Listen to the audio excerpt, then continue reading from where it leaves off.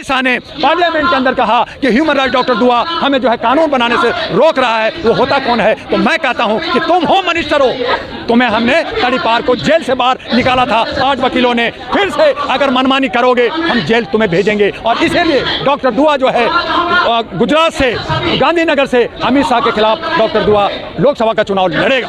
5 kilo में जनता को खरीद लिया, सरकारी तौल हो गया है, सरकारी तौल 5 किलो अनाज, जनता हमारी 80 करोड़ को दिया, तो 80 करोड़ को EBWS का सर्टिफिकेट दो कि वो जो गरीब है क्यों नहीं दे रहे? बतौलाबाजी किस 80 करोड़ को दिया आपने? और वो 5 किलो में आप जनता को खरीद रहे हो। करोड़ों अरबों रुपया आप घूमने में और प्रचार में और सेल्फी में खर्च कर रहे हो। और जब हम जो है RTI लगाते हैं और जब पता चलता है कि सेल्फी पॉइंट 6.25 करोड़ में एक सेल्फी पॉइंट बना है, तो आप उस स्टेशन मास्टर को तबादला कर देते हो। क्या कहना चाहेंगे जिस तरह से EVM हटाओ देश बचाओ की बात हो रही है, और कल जिस तरह हमने देखा है पटियाला हाउस से लेकर के तमाम वकीलों को डिटेन किया गया, और आज यहाँ दिल्ली के जंतर मंतर पर आगे प्रदर्शन कर रहे हैं। आपके तमाम चैनलों को धन्यवाद करते हुए नव वर्ष की शुभकामना देशवासियों को।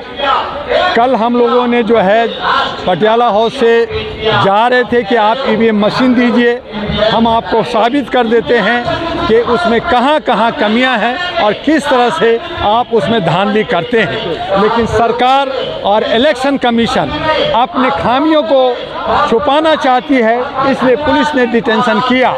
आज उसी का आज देख रहे हैं कि आज EVM पर हम लोग जंतर मंतर पे बैठे हैं। सरकार निरंकुश हो गई है। सरकार जो है लोकतंत्र को ख़त्म करने के लिए आज जो है अपनी मनमानी कर करके तथाकथित जो इनके मीडिया है, पेड मीडिया, गोदी मीडिया और अनभक्त मीडिया, उससे ये कह रहे हैं मैं 400 पार कर चुका, मैं जीत चुका। तो मैं सरकार से और इलेक्शन कमीशन से, आपके चैनल से ये कहना चाहते हैं कि फिर अरबों खरबों रुपया चुनाव में क्यों खर्च कर रहे हैं? क्यों चुनाव में लोगों को जान जाती है किस बात का? जब आप जीत गए, जब 400 से ऊपर हो गए, तो आपने चाइना की तरह मरते दम तक 36 साल तक मैं राष्ट्रपति रहूंगा, पुतिन की तरह रसिया में 36 साल मैं शासन करूंगा, कोई हटाएगा नहीं। तो मोदी जी को भी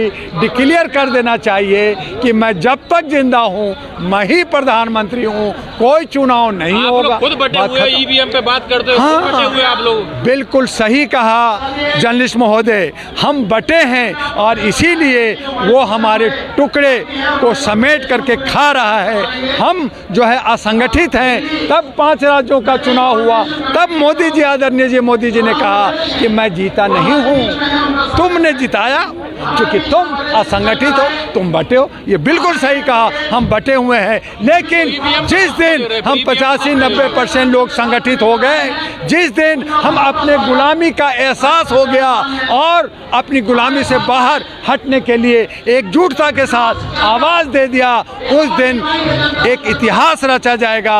लेकिन अभी देर दूर है, ऐसा लग रहा है दिल्ली दूर है। तो इस तरह से हम लोग आवाज़ उठा रहे हैं, कभी भी हम लोग भी अरेस्ट हो सकते हैं। 2 दिन पहले अमित शाह ने पार्लियामेंट के अंदर कहा कि ह्यूमन राइट डॉक्टर दुआ हमें जो है कानून बनाने से रोक रहा है, वो होता कौन है? तो मैं कहता हूं कि तुम होम मिनिस्टर हो, तुम्हें हमने तड़ीपार को जेल से बाहर निकाला था 8 वकीलों ने, फिर से अगर मनमानी करोगे हम जेल तुम्हें भेजेंगे। और इसीलिए डॉक्टर दुआ जो है गुजरात से, गांधीनगर से अमित शाह के खिलाफ डॉक्टर दुआ लोकसभा का चुनाव लड़ेगा। लेकिन बड़ी बात तो ये है, जिस तरीके से जनता का विश्वास मोदी जी ने जीता है, और वो इसी बात को कहते हैं कि भाई हमने काम किया है तो हम ही काम करके दिखाएंगे। चाहे मकान देने की बात हो, चाहे वो अनाज देने की बात हो, चाहे तमाम सारी सुविधाएं जो वो दे रहे हैं जनता को, वो तो जनता उनसे प्रेम करती है। इसमें तराजू में मोदी जी ने जो है 5 किलो में जनता को खरीद लिया, सरकारी तौल हो गया है, सरकारी तौल 5 किलो अनाज, जनता हमारी 80 करोड़ को दिया, तो 80 करोड़ को EBWS का सर्टिफिकेट दो कि वो जो गरीब है क्यों नहीं दे रहे?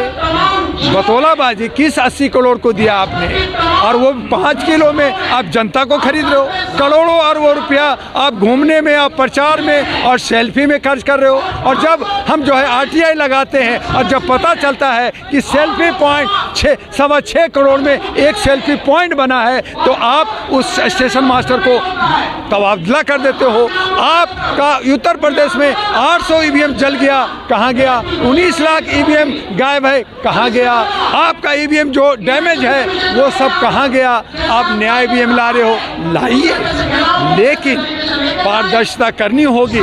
इलेक्शन कमीशन जो एक NGO है, एक संस्था है, उसको सरकार से दूरी बनानी होगी। ईमानदारी के साथ और कर्मनिष्ठा के साथ जनता का सहयोग, सोशल मीडिया के सहयोग, तमाम बुद्धिजीवियों का सहयोग से चलना होगा। लेकिन आज इलेक्शन कमीशन तोता पपट बन गया है, सरकार की पक्ष लिया है। तब डॉक्टर दुआ कह रहा है कि आज भारत के अंदर 3M काम कर रहा है। मनी, दौलत, माफिया, ये सारे गुंडे बदमाश लीडर और मीडिया जो पेड मीडिया है, स्ट्रीम मीडिया है, ये 3M मिल करके हमारे लोकतंत्र को बर्बाद कर दिया है, जोकतंत्र बना दिया है, संविधान को ख़त्म कर दिया है। और हम आवाज़ उठा रहे हैं मौलिक अधिकार का, हम आवाज़ उठा रहे हैं समता का, हम आवाज़ उठा रहे हैं बोलने की अभिव्यक्ति का। तो आप कहते हो कि मैं सोशल मीडिया को बंद कर दूंगा, मैं सामाजिक कार्यकर्ता को बंद कर दूंगा, मैं दुआ को बंद कर दूंगा। कर दो ना, भर दो जेल, तुम्हारी राज है, तुम निरंकुश हो, तुम अंग्रेजों के औलाद हो, तुम काले कौवे हो। तब आप राम जी की बात कर रहे हो। राम घम में, तुम में, खड़क खम में, सब में है भगवान, और वो 5500 सालों से वो जिंदा है। आप 22 जनवरी 2024 को जिंदा करने जा रहे हो। 22 तारीख का ऐलान हो गया, घर घर दीपक जाएंगे, दिवाली मनाएंगे। अरे भैया, जब आप कह रहे हो कि हम शाइनिंग इंडिया हो गया, जब हमारे बहुत सारे बल्ब और चाइना बल्ब है, जब दीपक का जुग गया, तो करोड़ों का घी क्यों जला रहे हो भाई? आप जो है चकमक चकमक चकमक कर दो, जैसे सड़कों पे जो है करते हो।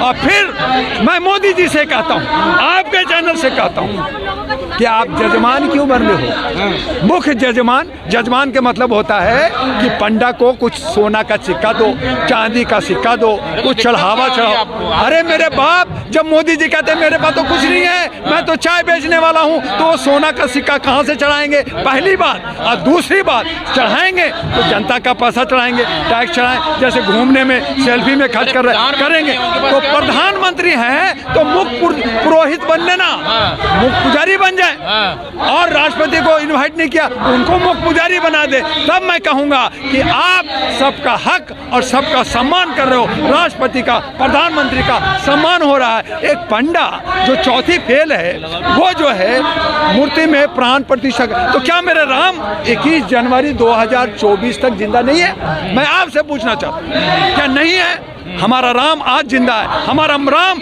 आज भी हमारे दिल में है। अब 22 को पैदा करोगे, मंदिर बनना है ना, जिंदा है, मंदिर बनना है। मेरे भैया, लाखों करोड़ों मंदिर राम की है, एक मंदिर बना, अच्छी बात है, बनाओ, पूजा हो। लेकिन वो जो अयोध्या में है, वो पंडों का बैंक बन रहा है, जहाँ पैसा जमा होगा, जहाँ प्रसाद जमा होगा, जहाँ पे जो है। तो वोट देके आप ही ने जिताया है, आप नहीं वोट दिया? नहीं नहीं नहीं, वोट जो है सिर्फ 30, 31, 32% लोगों ने दिया, और वो भी पछता रहे हैं। 70% को आप भूल जाते हैं और 30% पे आप तांडव कर रहे हैं। ये उचित नहीं है। और ये 30%, ये 3%, 2% लोग, ये जो हमारे पे गवर्न करना चाहते हैं, इसी की आवाज जनता मंत्र पे आ रहा है कि EVM हटाओ, तुम्हारी औकात सामने आ जाए। अरे तो आपका इलेक्शन कमीशन तो बात सुनता नहीं है, कहाँ जाएंगे? इलेक्शन कमीशन पपेट है ना, तोता है ना भैया, बिका हुआ। हम चंद्रचूड़ साहब पे भी बहुत विश्वास किया था कि हमारे जो चीफ जस्टिस ऑफ इंडिया बड़े ईमानदार हैं, बड़े अच्छा काम कर रहे हैं। वो भी हमें तो ऐसा लग रहा है कि पहले छोटा छोटा इन्वेलप जा रहा था, लगता है मोटा इन्वेलप मिल गया, अब चुप हो गए, अब अडानी को छोड़ दिए, बाकी को छोड़ देंगे। तो अब हम विश्वास कहाँ करें? हम तो गुलाम हैं, हम तो दबे हुए लोग हैं, हम मजदूर लोग हैं, हम किसान लोग हैं, हम कहीं भी मारे जाएंगे, कभी भी जेल में चले जाएंगे, हमें क्या फर्क पड़ता है? ये उनको, जो लोगों को ये हमें विश्वास था, जनता का विश्वास था, आज वही विश्वासघाती हो गया है। आज वही लोग हमें जो है पे दोष दे रहे हैं। आप लोग वोट बटा हुआ, आप लोगों का, आप लोग इकट्ठे नहीं है, दोष EVM को दे रहे हैं। देखिए, एक अलग विषय है ईवीएम का विषय है कि ईवीएम से धांधली जो हो रही है उसको ठीक किया जाए।